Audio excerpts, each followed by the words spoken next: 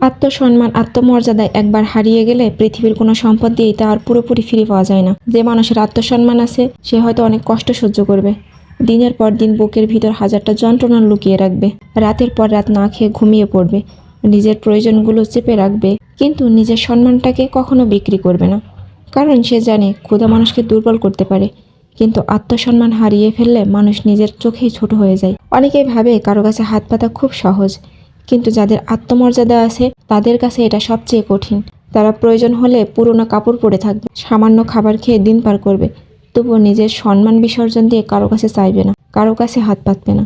এমন মানুষগুলো অহংকারী হয় না, কিন্তু তাদেরকে অহংকারী বলা হয়। প্রকৃতপক্ষে তারা কিন্তু অহংকারী নয়। তারা জানে মানুষের জীবনে সবচেয়ে বড় সম্পদ টাকা নয়, সম্মান। আজ টাকা আছে, কাল কিন্তু টাকা না থাকতেও পারে, কিন্তু সম্মান একবার চলে গেলে সেটা ফিরে পেতে অনেক সময় পুরো জীবনটা লেগে যায়। জীবনে এমন অনেক সময় আছে যারা নিজের কষ্টের কথা কাউকে বলবে না। বাইরে থেকে তাদের দেখে মনে হয় তারা খুব শক্ত মানুষ, কিন্তু বাস্তবে তারা নিজের সঙ্গে যুদ্ধ করে তারা বেঁচে থাকে। কারণ তারা চায় না তাদের কেউ অসহায়ত্ব দেখে কেউ করুণা করুক।